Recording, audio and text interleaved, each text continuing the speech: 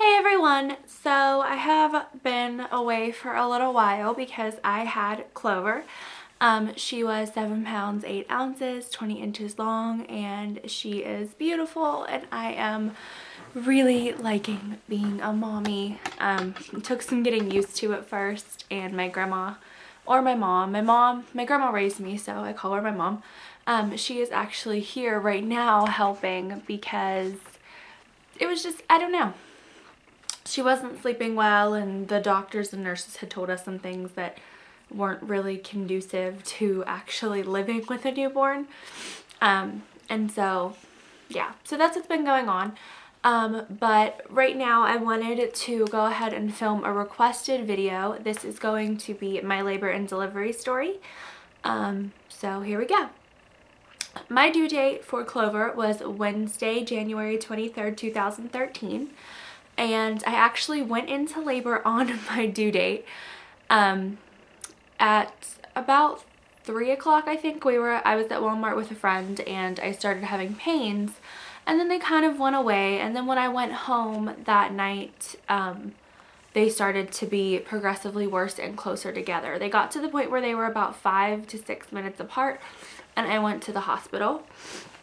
When I went to the hospital, they hooked me up to the monitor. They monitored them for a while, and they basically just said, go walk around. So I walked around. They didn't get closer together. I was like 2 centimeters dilated, and so they sent me home. The next day, all day long, I was in labor on Thursday.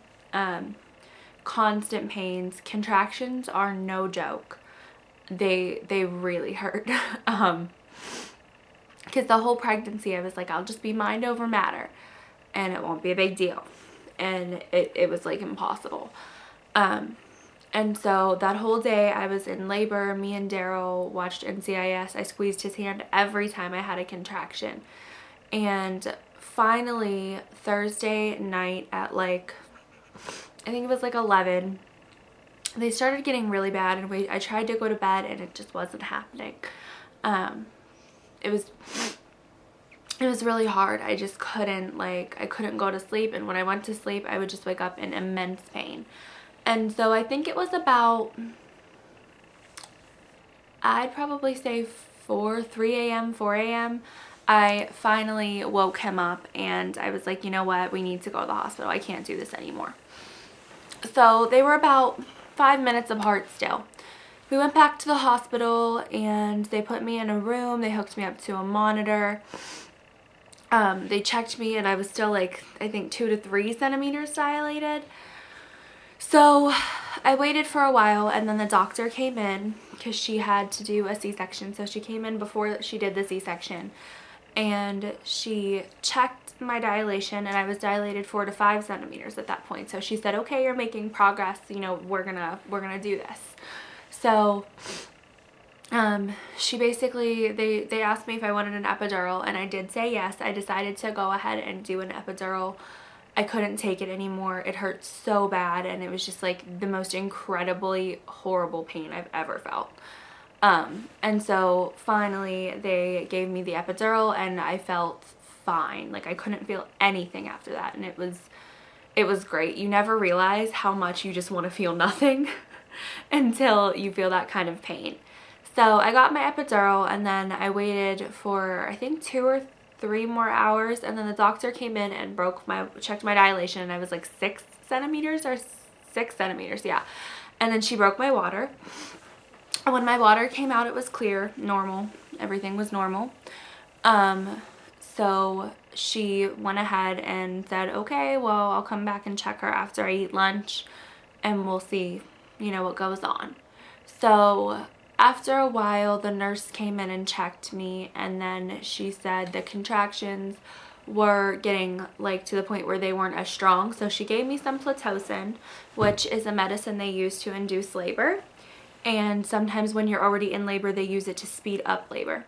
So she gave me that, and then my contractions became normal again. The doctor came back after lunch and checked me, and I was 2+, which is 10 centimeters dilated and ready to have a baby. So right then and there, she was like, okay, let's do this. We're ready. So basically, when you have a baby, and I didn't know this, the nurse, well, at least here, the nurse was the one who helped me push. Like, she was in there helping me push, and the doctor didn't come in until she was about to come out of me.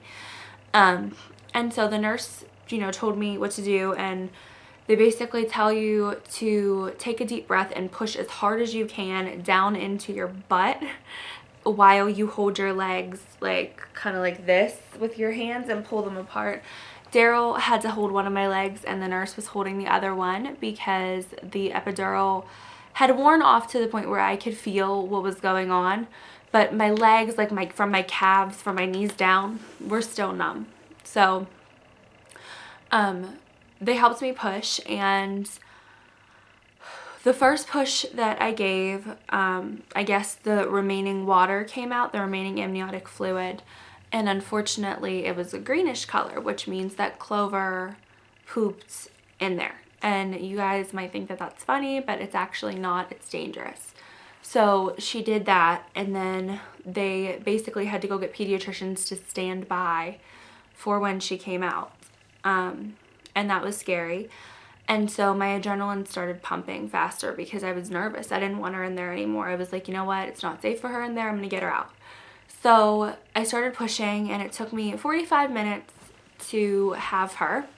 And that might seem like a long time, but sometimes it can take like hours and hours and hours. They told me like probably 2 hours for your first baby, and it only took me 45 minutes.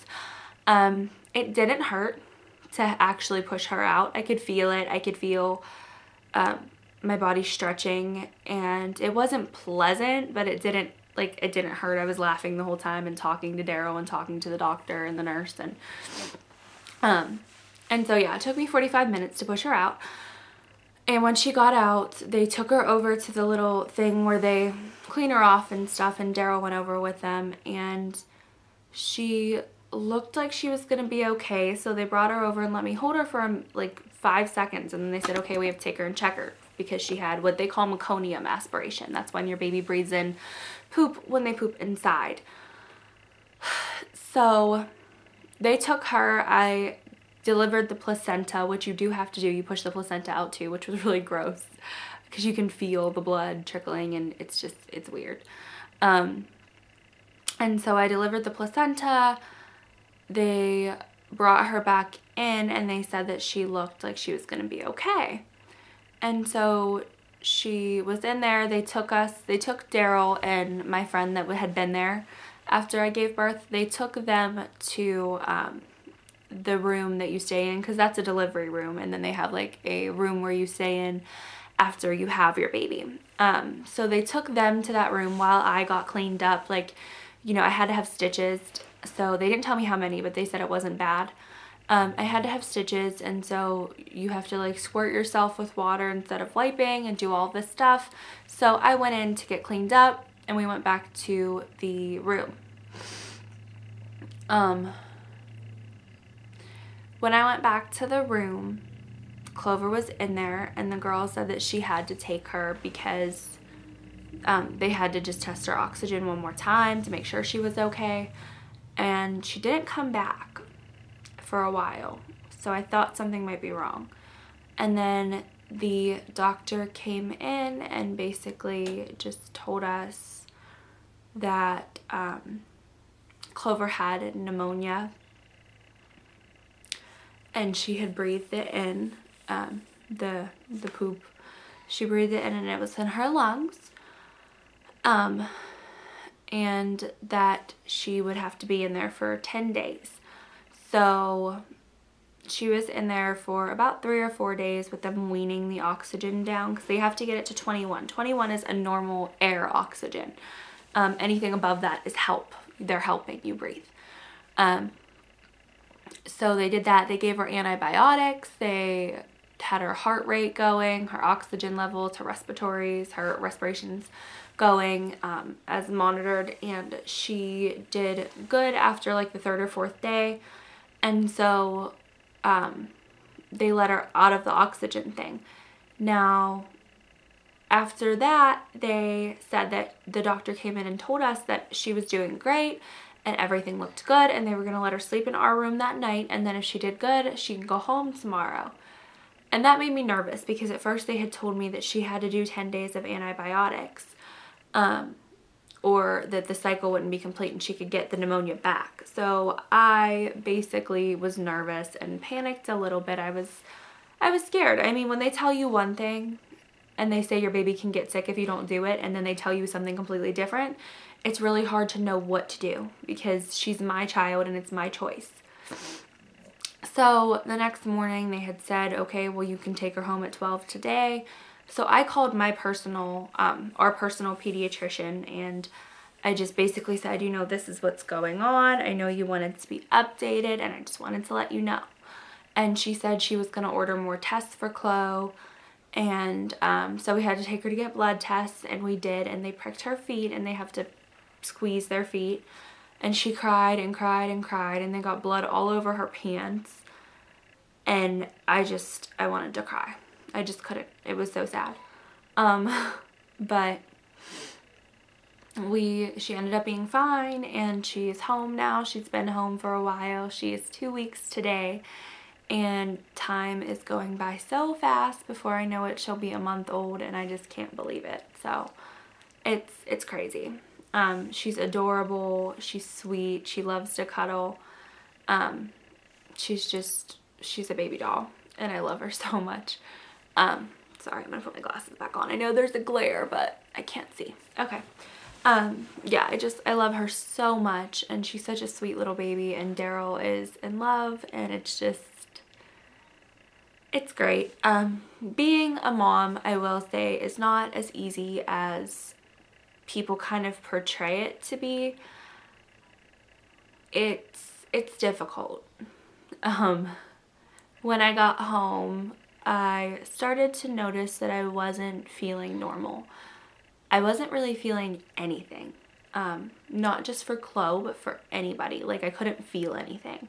I didn't want to do anything. I didn't laugh. Nothing was funny to me. I didn't want to eat. I didn't eat for I ate, I think, once a day for 3 days. And it was like cereal that I would eat, and I wouldn't eat anything else. And I didn't notice that I wasn't eating. I wasn't not eating on purpose. I just didn't even notice.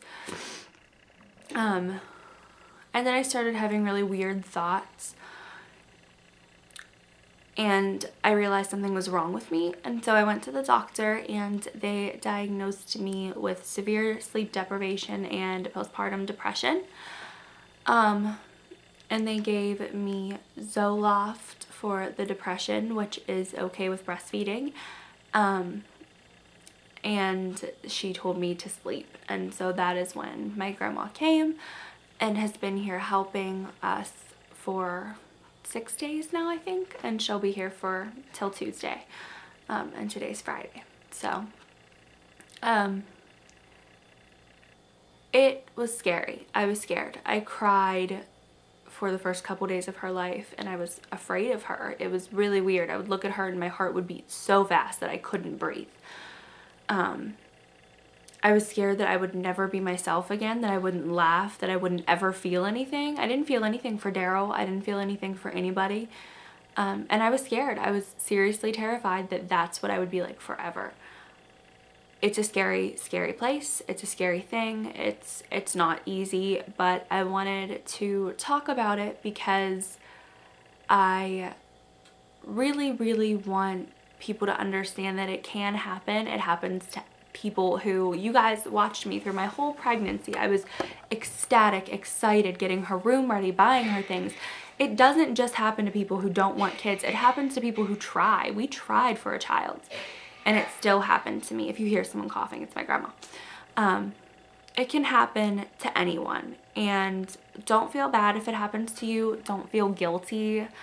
Understand that it is something that happens, and it's a chemical thing in your body. It's not you. You are not choosing to feel that way.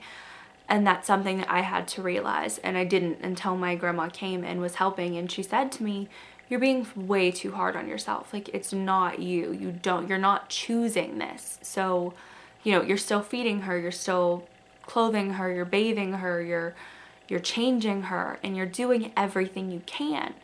And so just in the past 2 or 3 days, I've started feeling this connection with Chloe, and it's growing and it's getting better. I feel like myself other than that. So it's just kind of a growing connection. And a lot of it, the doctor said, had to do with the fact that I couldn't hold her for the first couple of days of her life, and she was sick, and I emotionally just drained myself, and I just couldn't deal with it anymore. Plus my hormone levels obviously were not balanced. They were just haywire, and it was a lot. And I know that I'm going to get comments on this video saying, you know, you're a bad mom or you're a horrible person, but it's not you. And I really wanted to film this part of the video because I really want people to understand that it can happen to you, because when it happened to me, I wasn't prepared. I didn't know. You know, I had this idea that postpartum depression happens to people who don't want kids and then have kids and they don't know what to do. So please understand that it happens to anyone. If you are struggling with postpartum depression, or you know someone who is, or you have struggled with it and you would like to talk about it, you can feel free to email me at kissandmakeup621@yahoo.com, or you can message me on YouTube. Just, you know, if you need help, I would recommend that you go to your doctor. I was scared at first to tell them because I thought they were going to take my baby. I was like, they're going to think I'm crazy and they're going to take my kid, and they don't. They're not going to do that. They're just going to help you. And they helped me tremendously. So if you guys want to talk about it, if you have any questions about it, feel free to leave them below. Try not to be rude. If you are struggling with postpartum depression, there is help. You can feel better. So that is it, and I will talk to you guys later. I hope you enjoyed this video, and hopefully Clover will be in my next video, because today she just didn't want to cooperate. So she was crying, and she hasn't been sleeping like during the day as much, so she's been getting a little crabby. But anyways, I will talk to you guys later, and that's it. Bye.